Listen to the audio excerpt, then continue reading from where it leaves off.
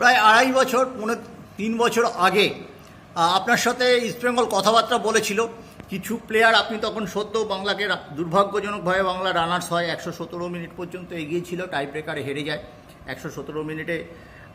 সেই তারপরে কিন্তু বেশ কিছু বাঙালি সন্তোষ ট্রফি জয়ী দলের সেই ছেলেদের নেওয়ার জন্য আপনার সাথে যোগাযোগ রেখেছিল, আপনাকে কিছু প্রস্তাবও হয়তো বলেছিল, কিন্তু আলটিমেটলি আপনাকে কোচ করেনি।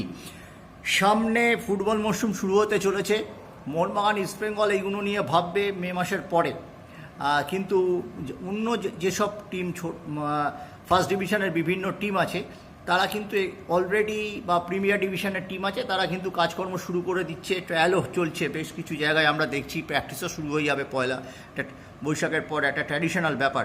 আপনি কি বড় টিমের জন্য বসে থাকবেন, নাকি যেরকম আপনি কলকাতা লিগে অপ্রধান দলের মধ্যে যারা শক্তিশালী তাদের কোচিং করাবেন?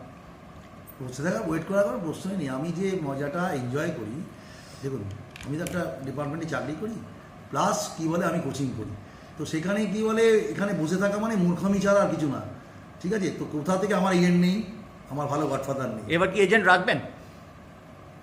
না, তবে একটা জিনিস, এটা ঘটনা যে প্রসেস যখন আপনার এটা বিবর্তনের সাথে সাথে না, সোসাইটি যখন বিবর্তন আসবে তখন সোসাইটি আপনি যদি না সেই মতো করে চলতে পারেন আপনি পিছিয়ে পড়বেন। তো আমাদের বিজয় সঞ্জয় যেটা কথা বলি একদম ঠিক, এটাকে ব্যঙ্গ করার ঠিক হবে না। এখন এইটাই সিস্টেম চলছে সারা পৃথিবী জুড়ে, তো সেহেতু এজেন্ট রাখা মানে খারাপ না। আপনারও একজন কথা, আপনার যে মুখপাত্র থাকলো, সেহেতু পরবর্তী সময় যদি সেরকম দেখি নিশ্চয়ই রাখতে হবে, আদারওয়াইজ কী বলে আপনার নাহলে তো আপনি বাড়তে পারবেন না। তবে এখন যা আছে আমি ভালো আছি, এটুকু বলতে পারি। আর আগামী দিন নিশ্চয়ই ভাববো যে কী বলে ওপরের দিকে যেতে গেলে সত্যিই কি যদি এজেন্ট রাখতে হয়, ঠিক আছে, তো তখন তো এই ছাড়া যখন কোনো কাজ উপায় থাকবে না, তো অটোমেটিক্যালি দেখা যাবে তখন সুরির সঙ্গেও এজেন্ট ছাড়া কোচ দিচ্ছে না, তখন রাখতে হবে, অটোমেটিক্যালি এজেন্টরাই কথা বলবে। সুরুচি কি থাকতে বলেছে, নাকি ইলেকশনটা হয়ে যাওয়ার পরে পুরো ব্যাপারটা? সুরুচি আমাকে সবসময় সুরুচি আমাকে সবসময় কেউ ইয়ে করে, অলরেডি ও গিয়ে আমাকে অরূপদা ভীষণভাবেই কী বলে ভালোবাসে এবং প্রচুর ট্রাস্ট করে, সব থেকে বড় কথা।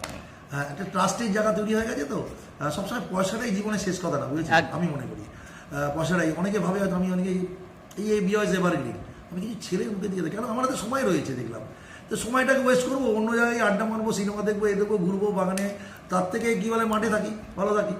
হ্যাঁ, আর একটা মাসে প্রচুর ছেলে মেয়ে তৈরি হচ্ছে, সেখান থেকে তাদের প্লেসমেন্ট হয়ে যায়। হ্যাঁ, সেটা একদিক থেকে আপনি ঠিক বলছেন, কিন্তু এই বছর পার্টিকুলারলি এই বছরে অ্যাডামাস জুনিয়র আই লিগগুলোতে 14 বলুন 16 বলুন তেমন ভালো রেজাল্ট করছে না, বা 18 বলুন, এর কারণটা কি? যদিও আপনার দুটি ছেলে এই মুহূর্তে উড়িষ্যার এলিট একাডেমিতে আছে, সেটাও আমরা জানি। আমি বলি এবছর আমরা 1 বছর একটু কম ছেলে বয়সী ছেলে খেলাচ্ছি, যেটা 2010-এর ছেলে খেলছে।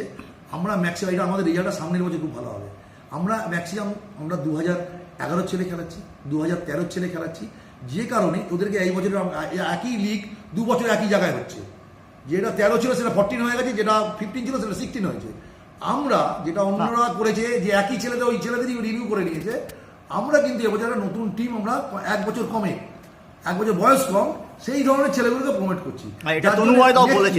নেক্সট ইয়ার কি বলে রেজাল্টটা আসবে।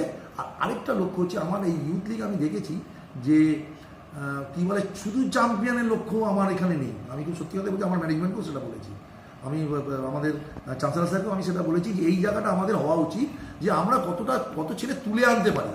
আজকে আপনাকে আমি বলছি 4টে ছেলে আমাদের যেটা ক্ষমতার মধ্যে আছে, আমি তো কাউকে আইএসএল খেলাবো এটা বলতে পারবো না, এখন যা সিচুয়েশন। আগে তাও বলা যেত ইস্টবেঙ্গল ভালো করে খেল, কথা বলে সই করে দেবো, একটা সময় ছিল মোহনবাগান ইস্টবেঙ্গলে আমি কথা বলে প্লেয়ার করিয়েছি। এই সৌভিকের টাইমে সৌভিক যখন ভালো খেললো, এই মোহনবাগানের 4 জন প্লেয়ারকে আমি সই করিয়েছি, বাবা দাদের বলে টোলে, ঠিক আছে? তো সিনজাবাজদের তখন মোহনবাগানে কোচ কে ছিলেন? তখন মোহনবাগানে কোচ ছিলেন কারিম মানজারিফা।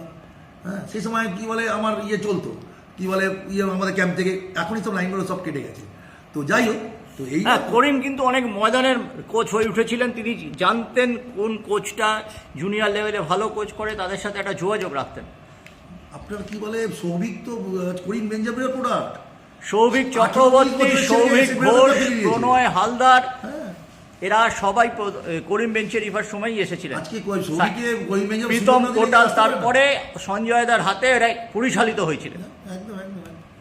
এবং তারপরে আমি ধনঞ্জয় যাদব, বুবাই সিংহ, আপনি অনেক রাজীব গরৈ, প্রচুর ছেলে মনমান সই করেছে। আমার মনমান একটা আমার রূপ তৈরি হয়ে গেছিল যে সেই তখন সময় এই আমার যে একটা যা ভালো ছেলে রাজীবদের কথা যখন বললে তখন তুমি জর্জের অসীম দে ওরা সব এরিয়ারে আমি জর্জে ভালো খেললেই তখন কি বলে আমি মনমানে দিয়ে দিতাম জুনিয়র সাইডটা ওরা সুরজিৎ চক্রবর্তী বলে যে স্টপারটি ছিল বরানগরে, সেও তোমার তো তন্ময় ঘোষ তো প্রচুর ছেলে, তো যে সৌরভ চক্রবর্তী এখন যে আমার সাথে এখন যে আমার বেঙ্গল টিমে বরানগরের স্টপার সৌরভ তো মনমানে এরিয়ান থেকে মনমান। তো যাই হোক, এবার কথা হচ্ছে যে এক ইয়ের মতো করে আমি